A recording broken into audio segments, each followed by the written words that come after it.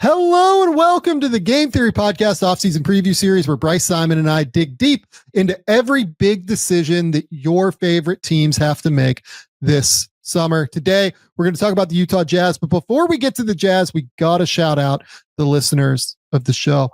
Thank you all for subscribing. We're up around like 44,000 YouTube subscribers at this point.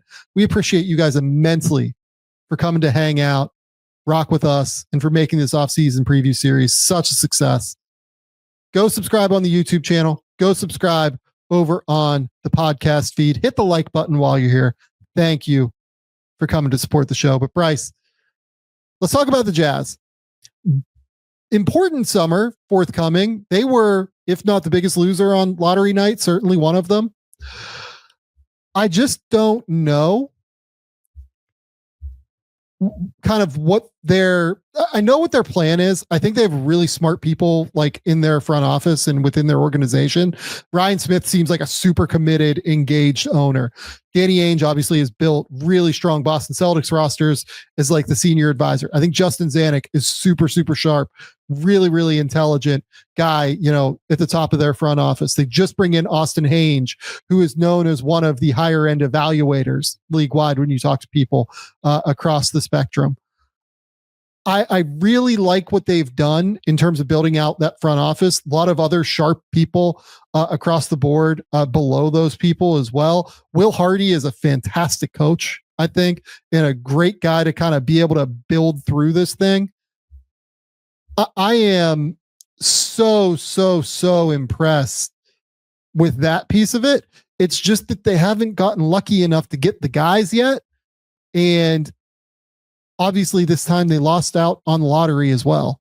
And they've made some interesting evaluation choices as well that we should talk about. Yeah, I was going to say, we've led off the last few of these talking about the lottery situation and is it working? Is it not? Lottery luck. And ultimately, like I say, a lot of times our main point is like, it's not deterring tanking. So is it working anyway? And one thing with some of these teams is you could still have drafted better players than what you ended up with in some of these spots. Even if they're not stars, there was still better evaluations to be made. And this is a roster that it's fascinating. Like, I don't know what to make of it. They have like 5 guards that I think are guards off the bench and no guards that I think should be starting for your team. They have, like, when you look at their cap situation, Sam, it's amazing because it starts off with this uber deal to Lauri Markkanen, which I know we're going to talk about. And then you get the 3 expiring contracts that we're also going to talk about. And then all of the rookies. So it's like outside of Lauri, there's no long-term money other than rookie scale deals that they're going to add to again. I just don't know what to make of them. I don't know where I feel like they actually are right now because they do have Lauri, but I'm like, do they have the star face of the franchise? They're paying him all this money now while they're losing. It's a very interesting situation to figure out and see how they're going to build it out and become competitive. So let's start with Lauri. I feel like it is probably the biggest decision they have to make this summer at the end of the day is whether or not to keep Lauri or cash in on him. The thing I would say here is like, I don't think they will just move him for like very little, right? Like, I think they're going to want a real haul for him if they're going to trade him. His deal is very expensive. Like, it's a 4-year, $196 million contract. That's a lot of money to pay a guy who, I don't know. Like, here's a good question. This is where we'll start this, right? Do you see Lauri Markkanen as a number 2 or a number 3 if you're a really high level team? Okay, so I've tried to play this out because the thing is, if he's in number 3, you have to be in a very unique financial situation where your number 1 or number 2 has to be on a rookie contract. Just straight up has to be, or else you're in trouble building out the rest of your roster. So in regards to that, I think he needs to be the number 2. 2 years ago, I would have said unquestionably yes. I don't know if I've like his numbers have gone down since then, last year at 19 a game, and then the shooting percentage just weren't good. I want to give him the benefit of the doubt in that if he ended up in the right situation with a true like primary on ball guy that's making his life easier, that he could still do that. He's back up in the 22 to 24 points per game on good efficiency with the versatility of his shot making and, athleticism and all of that. So I want to give him the benefit of the doubt as a average number 2. I don't know that I see high end number 2 right now based off the last year, but assuming health and being in that role, I'll give him number 2, an average number 2, maybe a low end number 2. I think he can be a number 2. The numbers here are, somewhat important, I guess. He averaged 19 on 42, 35, 88. The 2 prior years, he was at like 24 and 8 on 49, 39, 89, basically. Like he was a monster those last 2 years. That's a high end number 2, Sam. That's why I'm struggling right now. Like, because if he's that guy, he's a high end number 2. So the thing is, he dealt with like a back injury that he kind of, just had throughout the course of the year last year that was frustrating. And then he also had like that knee injury that he got at the beginning of the season, if I remember correctly. Someone like bumped his knee or something, trying to like think back in my head in terms of like watching the Jazz. But that like is almost like I'm willing to throw that year away. Like they have no point guard play to speak of. They have no like vets around him outside of John Collins really to speak of. And I guess Jordan Clarkson, but like comes off the bench is what it is, right? Sexton is there, not really a point guard, much more of a scorer. He is a guy, like you said, that needs somebody to set the table for him. I think if I was Utah, I think I would listen to offers and see what's out there. But it would require like a real, like I'm getting the equivalent of like 3 or 4 first round picks back before moving him. Because I do think that last year is kind of a write-off, and I wonder if they would be selling him low if they were to do so now in a way that would be worrisome, given what he dealt with injury-wise this past year. That was exactly my thought. As I read, line number 1, cash in on Lauri or keep him around. And my initial thought was, I'm not cashing in on him low. I'm not selling low on him right now because he very much seems comfortable playing for the Jazz. And that's the other thing, man. Like, so do I want to just trade that guy that even through all of what we're going through right now has been willing to lock in? And I know money is a big part of being willing to lock in, but you have to think you're going to build this thing out in the next couple of years. And he would be a valuable piece of that build out, assuming they can get the number 1 star in some capacity over the next couple of years. So I would not sell low. I could see a team around the league looking at him as a true number 2. And again, you have to, I think, because of the contract. And then you can look at maybe getting the right haul for him. That would have to be the scenario, though, that either a team looks at those 2 previous years or you can convince them on those 2 previous years and that last year was an aberration and that's not who he is. He's a real number 2 for you. So like a team that could theoretically make sense is the team behind you. Right? Detroit. Yep. Sure. Would you move all of Tobias Harris, Jaden Ivey, Ron Holland, and like a first for him? So my thing has been, I'm not making this move this offseason if I'm Detroit. I'm waiting to see how this thing plays out. I want 50 more games because why am I trading Jaden Ivey for Lauri Markkanen and that contract when even if he's never the productive player Lauri is, what if he's 85% of that on a smaller money deal and I just have him right here and I didn't have to move Holland and a first along with it? You know what I mean? I'm willing to be more patient if I'm Detroit. The name that comes to mind for me is San Antonio because they have Victor on the rookie deal that I talked about earlier in terms of the money. Is that still in play even after the Fox move? So like your idea is De'Aaron, not De'Aaron, I'm sorry. It'd be like Devin Vassell, Harrison Barnes, 14 and something else. Like, is that the idea? Sure. I hadn't workshopped the idea. I'd only workshopped the team. Because the money's basically dead even if you do Vassell and Barnes, the money's dead even. Yeah, so like you just like in that scenario, it's just like Lauri is an upgrade on Vassell, and that's what we're paying for here. Yeah, so it would basically have to be, to me, to do this, 14 in like Atlanta's 2027 first plus Vassell and Barnes or something. Do you do that if you're Utah? Is that enough? What'd you say? Vassell, Barnes, 14 and one future first? Yeah, so like put a name to a face at 14, right? So it'd be like, okay, cool, we're getting, Danny Wolf or Noah Essengay or somebody like that. So it'd basically be like Vassell, Barnes, Essengay, and a future first or something for Lauri. I don't know how much better that makes Utah. Yeah. Like, I don't think that helps them organizationally. And I'm not saying that that's like a fair deal even for San Antonio. Like, I'd have to think about that for San Antonio and whether or not I would do that.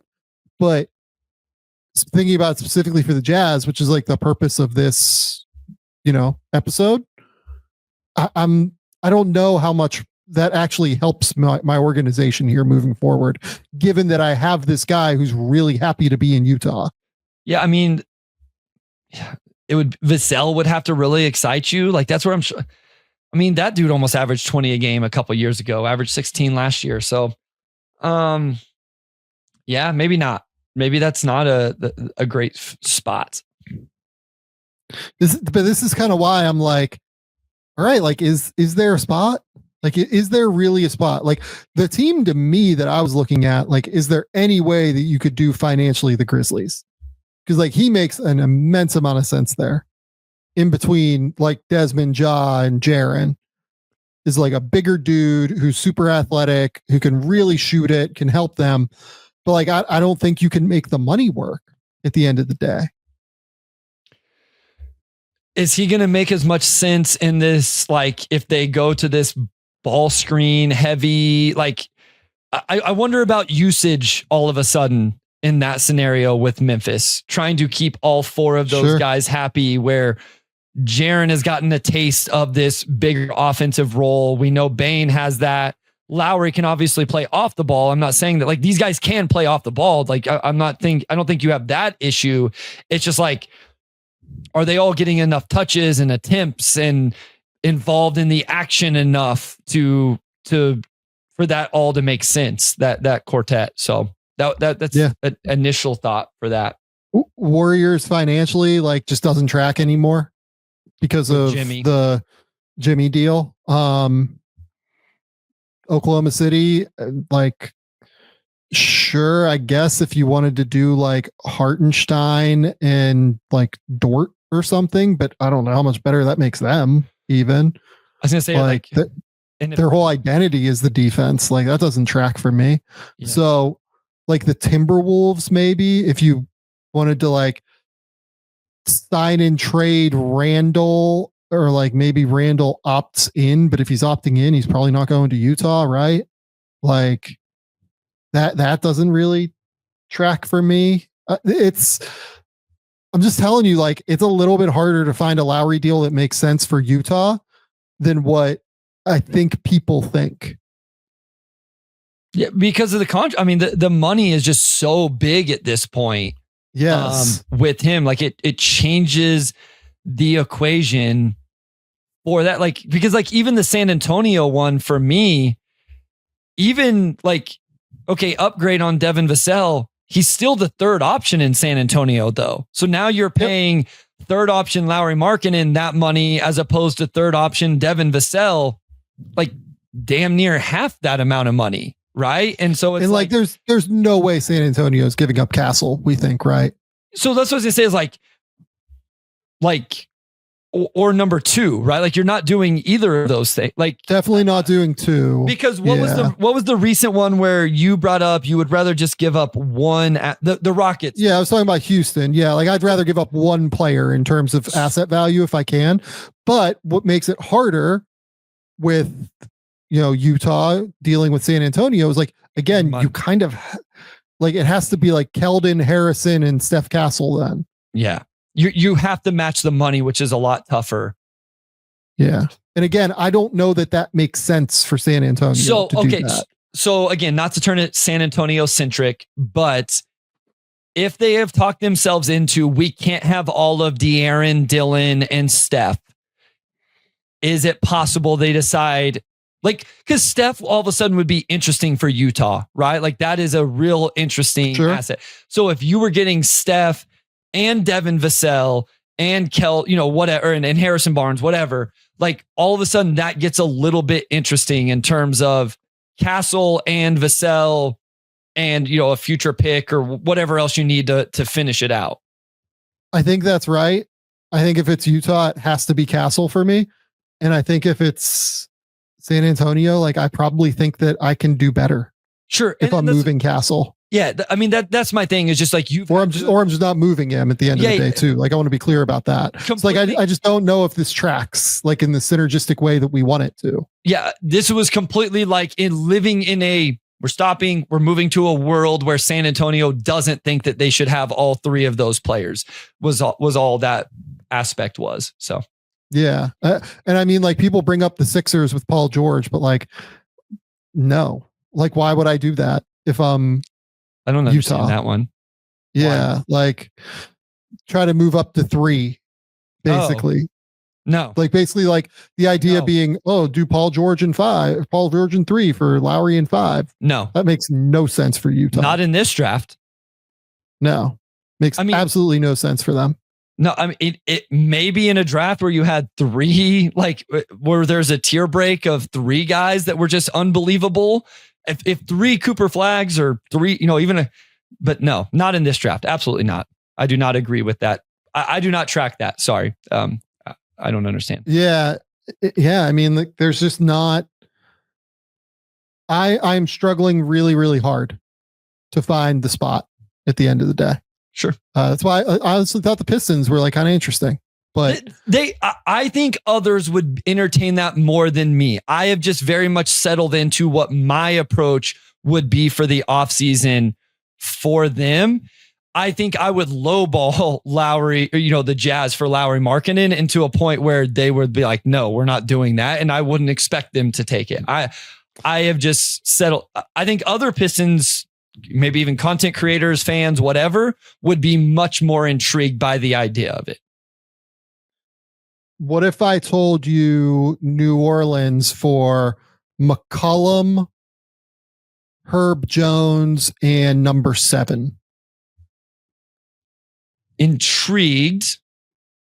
The idea being, okay, let's get like let's get 2 super spacers in Lowry and Trey Murphy around Zion if we're committed to building around Zion, like they said, in their press conference a few days ago. Or a week ago or whatever that was.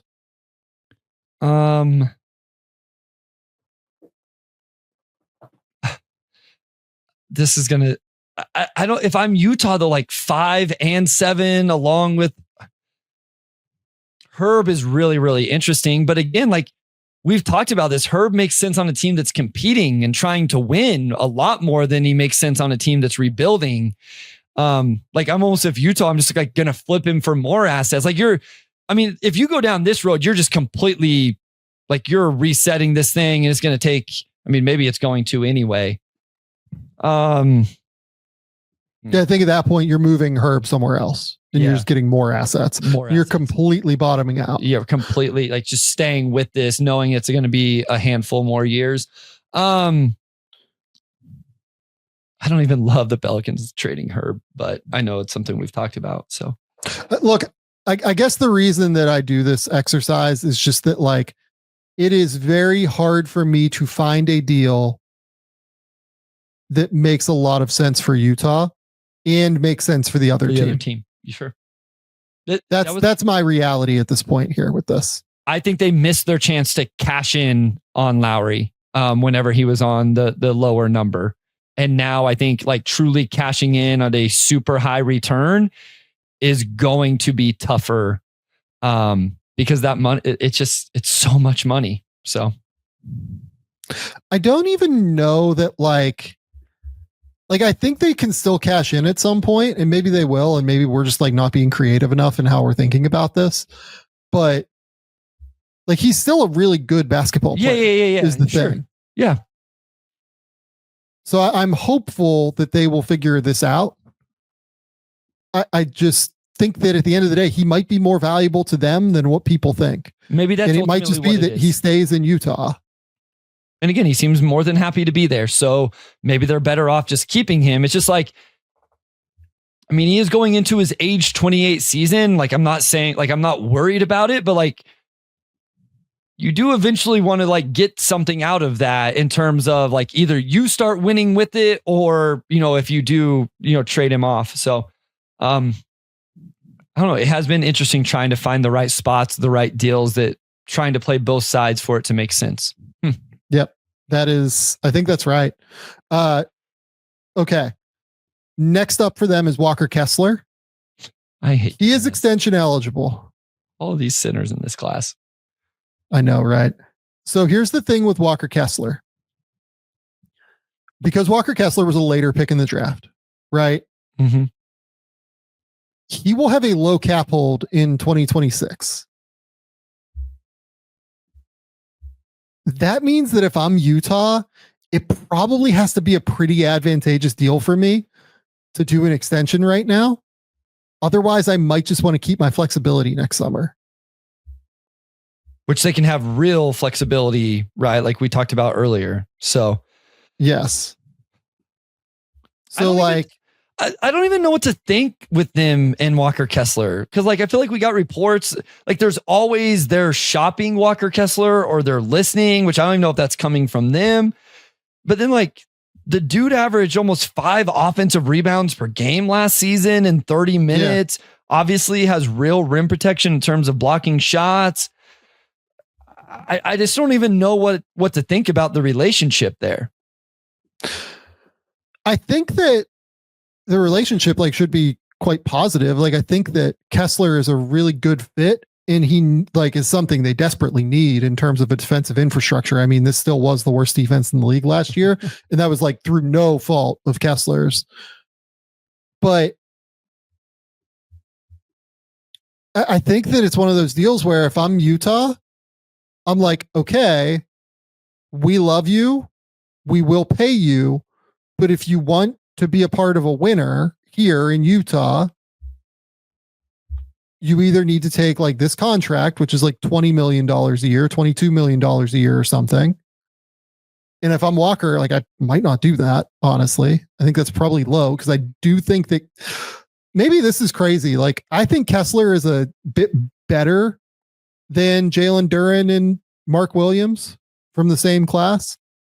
Like I think he's ahead of them personally. I think he's a better defender, probably a better offensive rebounder even than Duren, I would argue. Like average 5 offensive rebounds a game, right? Obviously a very, efficient finisher on the interior. I think that if you made me like rank those guys, I would probably have it Kessler, Duren, Williams. But I just worry that because he has the low cap hold, it might lead to Utah going, okay, you have to accept like this lesser deal and just lock in money, or you have to like go to restricted free agency and we'll pay you then, like we will take care of you 100%. But that's the situation here. I'm interested to see the first domino that falls between these 3 guys now, Sam. This has been one of the funnest parts of doing this for all 30 teams is you get into these little nuances that I wouldn't have put together as much otherwise. And now I'm wondering who's the first domino to fall and how does it set the market for the other guys? Because ultimately that might decide some of this. What if Detroit decides like Jalen Duren is the guy? Like we are locked in. We think he's awesome. We think he showed real growth. He's going to work. We're going to give him 25 plus AAV. Well, that's going to completely change the negotiations for Walker Kessler and maybe even a Mark Williams, right? Or what if it goes the other way? What if, like we talked about with Mark Williams, what if Mark Williams decides to lock in below market value because of injury history and whatever else? And he does take, like, you know what? I just want to make some real money. I'll take 4 for 75. I think it's a kind of an arbitrary number that we threw out.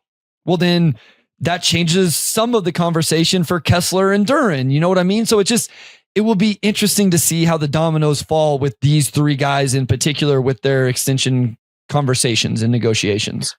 Yeah, so Walker Kessler next summer is projected to have a $14.6 million cap hold. If you combine that with, like, you know, Lauri at 46 plus Hendricks and Cody Williams and Keontae George, like, you know, that's like another 20. They'd be at like 80. And then you throw in Sensabaugh and Collier, that'd be 87 plus, you know, whatever, right? Like whatever the number 5 overall pick is going to make, it's probably like 7 or so, be like 94. I mean, they have like serious like max cap space to be able to do stuff. The thing is, who is the guy that you're targeting in 2026? Like, I know what my answer would be if I'm them. Go for it. It's very clearly Austin Reeves if I'm them. Yep. Like, he fits the age timeline. He's, you know, a perfect fit in Utah for myriad reasons. Like, they need a point guard. They need a guy who can like really like run the offense a little bit. You know, real passer, playmaker, can shoot it. Like, he just ticks every box for Utah. If I'm Utah, if I'm them, like that's who I'm selling out to get.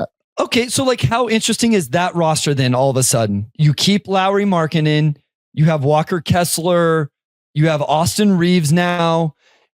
Number 5 overall this year. Number 5 overall, you know, some sort of progression or growth. Like, Keontae now is coming off the bench as the third guard, the 6-man archetype. Filipowski, like a bunch of guys I think that are interesting off the bench. I think you would want to round out I think you would need one more really good player to round that out, like the third option in those. But like, is that kind of interesting to you now? If one more really good player with that, whether it's the number 5 pick or something, what do you think?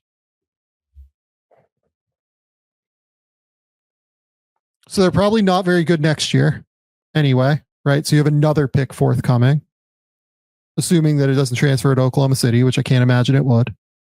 And I know that Austin Ainge said that they're not tanking, but like, you know, they might not be tanking, but they're not going to be very good next year. The West is too good. We can talk about taking a step forward if we want to for a second, but like, I'm good. It feels like a situation where they could end up with like if they get Austin Reeves in free agency, which is like a total pipe dream, right? But say it's any free agent on some level.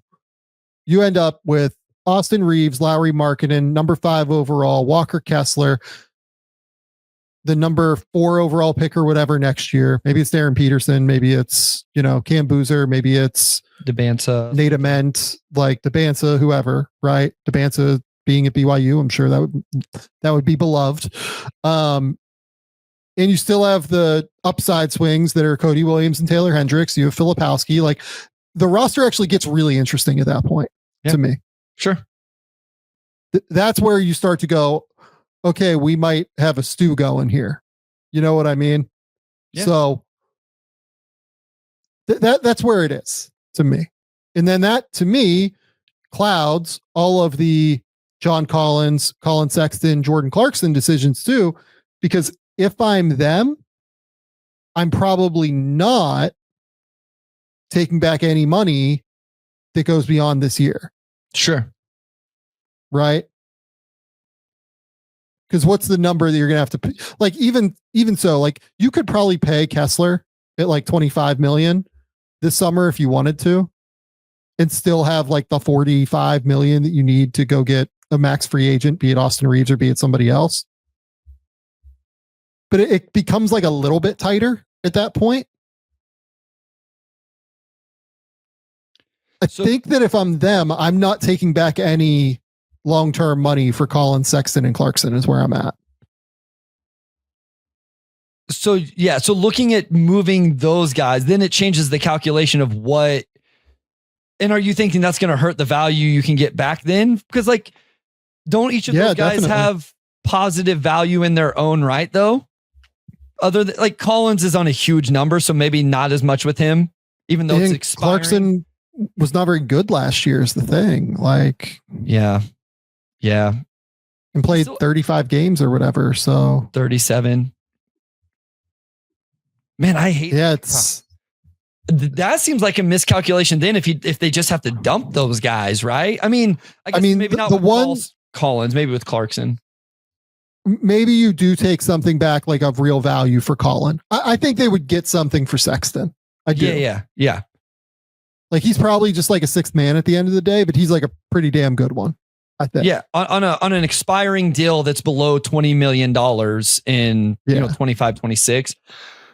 Like guys like him have brought back value. Like Terry Rozier brought back a first round pick. I'm trying to think. Like Dennis Schroeder has brought back value, right? So the problem though is like all of those guys make too much. Like how many trade exceptions are out there that you're fitting those guys into? Because even it's like you can take expiring deals back. So you don't have to take like no money back. You're just flipping them. Yeah. But like the other option here is taking back long-term money. You could take back long-term money for those guys if you want to, and get real and assets get like in pick value. Yeah. I'm not playing that game if I'm Utah. I think I'll just take the cost of whatever I get. If I only get a whatever for Clarkson by dumping him into a trade exception or taking, just if I'm trading him for somebody else that he's going to be an upgrade for that team and I only get a second round pick back or don't even get whatever. I mean, I guess if you're not getting a second round pick, you're not trading him, but maybe you just keep him and let the contract expire, right? Like keep him on the roster. Again, we talked about this a lot. Players, like how many of these guys are good enough or are the right archetypes to help the success of a number 5 overall pick, a Keontae George, a Cody Williams, a Taylor Hendricks? That's a huge part of this calculation for Utah as well, in terms of making sure those guys have the right infrastructure, talent, floor spacing, archetypes around them, that they're playing in the correct roles and at least giving a chance to grow and be successful in some capacity, even if it's not wins and losses. Let's remove the Walker Kessler of it all here, because he's the answer to this question I'm about to ask. So let's just remove him. I don't want to answer the question. I know what it is. I don't want to play. How would you rank their young players? Said I don't want to play. Shit.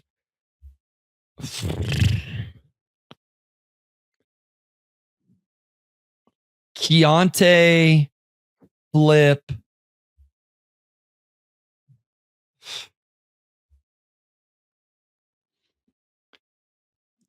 Taylor.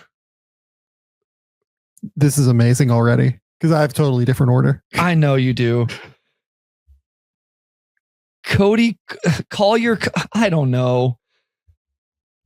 I think I would go Flip. I knew you'd go Flip first. I think I would still take the flyer on Hendricks coming off the injury. Okay. I think I would then go I would go Collier and Williams in some order. Wow. And I would have Keontae very low. Keontae is a basketball junkie who genuinely wants to get better. I just have not seen much from him yet that makes me think he's anything other than like a no defense sixth man. I don't disagree. I just which one of those guys which one of those guys do I believe is a starter though? Yeah, to be clear, I think my thing is that I would rather take the upside swings knowing that Keontae is a better basketball player than a lot of those guys right now. Okay. That's fair. I think you can make the case that there is an easier pathway almost. Cody Williams might just be really bad Like that might unfortunately be Cody's the one I would push back on, but like I didn't like Cody in the pre-draft process. Like I was much lower than most anyway. And so like I was a little high. Like I'm probably not giving Taylor enough because of the injury. I mean, it's all very much the same tier anyway at the end of the day, which is, I think the thing. They're all question marks. Like they're all massive question marks at this point, really, to me, except for Flip. Like I think Flip's just pretty good. Yeah. Flip. So I'll listen to that. Like Flip may be the one that should have been one. And like, I'm just like giving, like, I feel like Keontae is going to be a bucket getter off the bench. I guess there's an argument of whether or not that, like how valuable that is whenever there's not a whole lot else with it. I just was like, that's your backup group right there. Like Collier, Keontae, Cody, Hendricks, Flip. That's a great backup 5 right there for you moving forward. And I don't love any of them eventually being in the starting lineup for my team. Yeah, I mean, it's tricky. It's a bad spot to be in if you are the Utah Jazz. And like this is what like not being good and using, Donovan Mitchell and Rudy Gobert to acquire draft capital has kind of brought you at this point, unfortunately. And I think that like this year was the hope that, okay, we're going to be bad this year. We have to hope that they're going to be able to, come around as they get younger. They've also drafted like exceptionally young is the thing. Like Taylor Hendricks was 19, Cody Williams was 19 and like a stick figure. Isaiah Collier was 19. Yeah. Bryce Sensabaugh was 19. Keontae George was 19. Like they've just drafted so many like extremely, extremely young guys. Filipowski was 20. And oh, by the way, over Filipowski's last 30 games last year, 14.5 points, 8 rebounds, 2.2 assists, shooting 51, 37, 68. Like really good. I think Flip is probably just kind of good at the end of the day. Yeah, that's fair. Cody Williams was horrible last year, but like I would have thought that Cody was not going to be able to play in the NBA last year. Yeah, I mean, the whole upside for Cody is what he can be long term is like a dribble, pass, shoot, wing. Yeah, and it's all theoretical. Like he can't really do any of that at an NBA level right now, which is concerning in and of itself. But he might be able to do it at some point if he gets stronger. My thoughts on Cody right now have nothing to do with his rookie year. Like it was more so like I wasn't super excited coming into the NBA. Yeah. This next year, these next couple of years, an offseason of growth is like either going to prove me wrong or right. Either way, it doesn't matter. But it doesn't have to do with his rookie season for sure. Yeah. It's just and Collier played well too, by the way. Like we should bring up. Yeah. Like he was fine by the end of the year. Yeah. He had real creation and all of that. Really interesting. He didn't shoot it well. But again, it's like, okay, maybe he settles in as my backup point guard, which is cool, especially where they drafted him and where they drafted Flip, right? Like those are great returns on those two guys. If that's what they end up being, I'm not even saying like on individual basis, like all of these are awful picks by any means. It's just like, I see a bunch of guys that like probably going to come off the bench, even if they are rotation players, and that's okay individually, but collectively you have not yet hit on the star upside player. And then unfortunately you landed at 5 again this year and are going to have to do a really good job evaluating if you're going to find it this season. Yeah. So Isaiah Collier last year in his last 42 games, so like half of a season, 12.3 points, 7.8 assists, 4 rebounds, 3.3 turnovers, but he's a 20-year-old, right? Shooting 45% from the field, 71% from the line, still can't shoot from 3. If Collier ever shoots, like there's some real value there, I think. The problem is that like I just don't know how he's ever going to score efficiently. Yeah. Is my problem if he doesn't shoot it. He's really going to have to shoot it to score efficiently. But like that's where he becomes a starting point guard, is if he ever shoots. But maybe my answer would be, I think I would have Flip 1. I think I would have Collier 2. I think I would have Hendricks 3. Still think I would take the flyer on Cody ahead of Keontae just because like Look, I've never been a Keontae guy either. Like, sure. I just don't like the style of play. At the end of the day, he's definitely an NBA player, and he's definitely like a useful backup to me.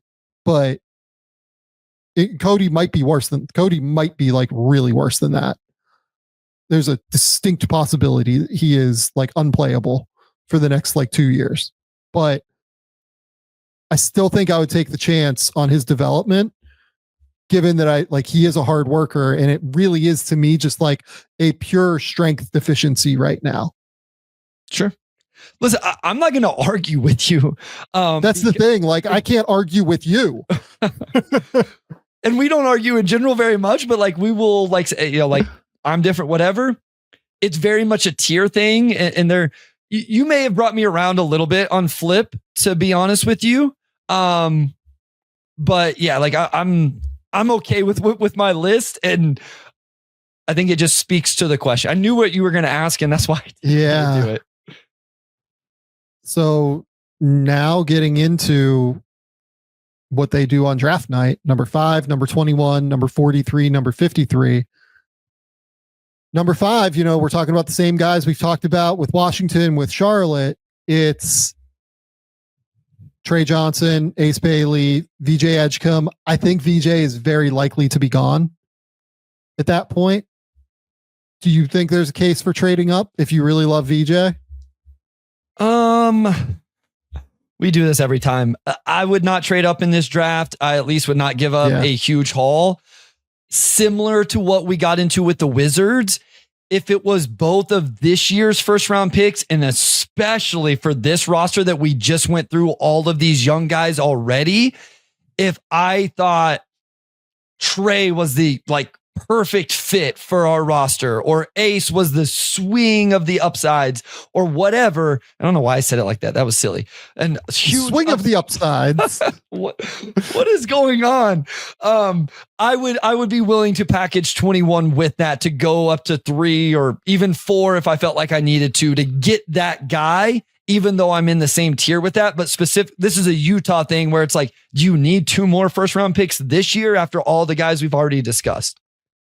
So let's talk about the swing of the upsides here in Ace Bailey in Utah.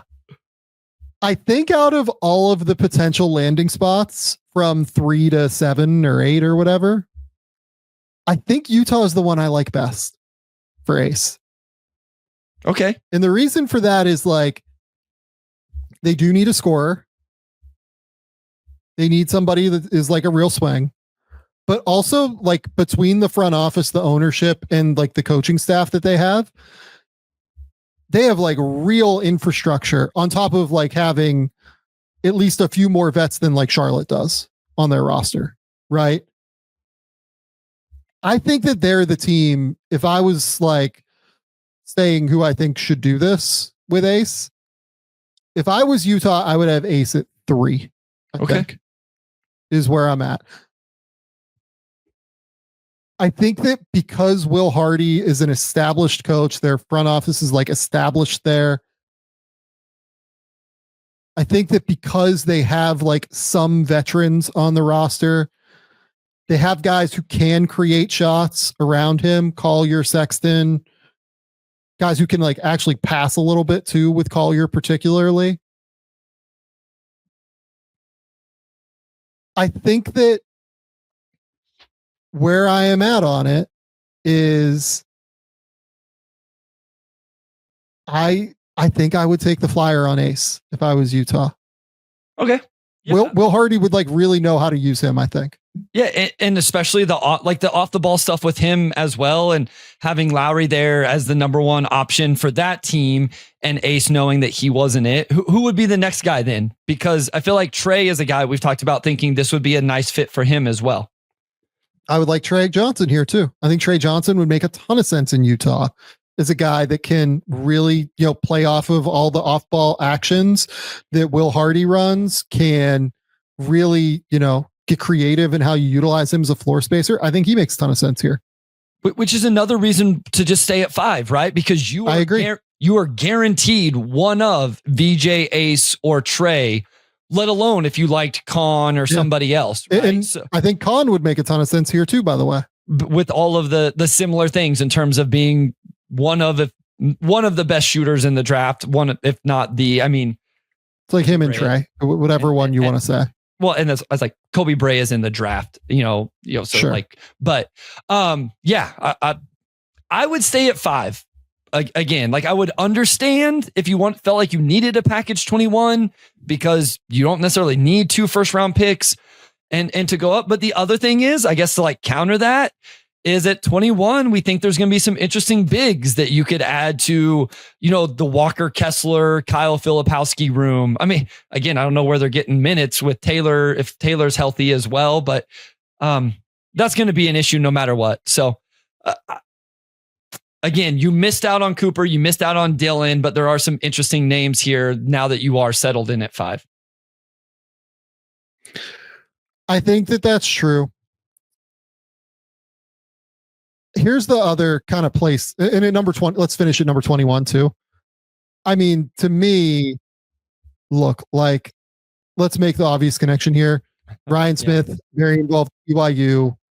If Jaeger Demon is at 21, which it seems like he's probably not going to be there, I have him ranked lower than this in the draft guide, as you guys have seen already, but like, it is what it is. I don't love the fit because you already have Collier as like your playmaker, passer. If you're doing that, like I feel like you're just drafting over Collier, who you already took last year, right? And maybe Collier's not good enough to where it matters, but I don't know. I wouldn't be an enormous fan of that. It is a fit worth noting, though, at the very least, between the synergy between Ryan Smith and the Utah Jazz in BYU. I mean, players that I like for them at 21. I mean, Jace Richardson being like a real scoring guard, if he was to fall to 21, like that's kind of interesting to me. I mean, God, if Coward was to get there, like by all means, like sprint to the board, but I would look for like some true wings, like just looking through the roster. I feel like you have a lot of guys that like play the 4-5, at least for me. And then like guards, like 1s and 2s, on the roster. And again, this kind of plays into how I feel about Cody's, but like Coward would make sense. Neek Clifford, if he was there. Yeah. Neek Clifford's a great name here, I think. Yeah. Liam McNeely. I think this is probably his range in the draft. I mean, if you wanted to stay with how you've drafted, is this a Will Riley team, Sam? Is this the start of the Will Riley range for you? I think this is a real Will Riley spot. Again, like I don't love drafting another wildly skinny, like, ball skills teenager, much like Cody Williams. Yep. But exactly. If they think they were right about Cody and they think it's an archetype you can have more than one of, Will Riley would make a lot of sense. Yeah. Yeah, it's not wrong. Here's the last question that I kind of wanted to ask you here. Okay. Is there a case for this team going to like try and go get like a real player? Like say Atlanta decide they don't want to extend Trae Young. Say that, Charlotte wants to move off of LaMelo, or say that, Darius Garland, right? Like, there's been talk of Darius Garland recently in the news, even though he's injured right now, right? Like, particularly at the point guard spots, I think it would really help them evaluate the rest of the roster while Collier continues to grow and everything like that. But like, is there a case for them to go make like a splash this summer as opposed to continuing to play this slowly? Yeah, if you don't trust your scouting department, or if you don't think that you're going to land, like I'm not saying they should or shouldn't. I'm just saying like if you don't, then sure. Like consolidate the draft picks, consolidate the young guys, and go get Darius Garland and pair him with Lauri Markkanen. And then, I think you would keep Kessler at the center position. Again, like you would have to build out the roster with other assets. Like you have to really thread the needle of, okay, which of these young guys can help us win? Which ones can't?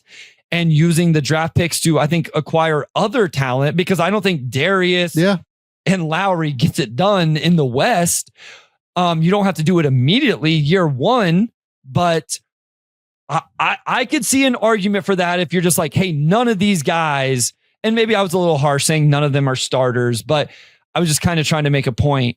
But none of these guys are number 1 options, number 2 options, number 3 options for us. We don't think we're getting it at number 5 in this draft. Like, are we just going to keep playing this game? Or do we see an opportunity here to go get a Garland or a Trae Young and start building it out from there? I think my answer to this is I probably wouldn't do it this summer. I think I would continue down the road I'm on right now. Get number 5 in the building, continue to go, and then have another bad year next year, and then take the leap next year. Can I throw out one just scenario? Like, this is a general NBA offseason for us. Is there an argument that this could be the summer to do it because of the names that are on the market, and that maybe by the time those names get moved, if they get moved, it would be the time to, like, assets are going to be depleted after those moves, and maybe you can get in at a little bit lower on the names we just mentioned?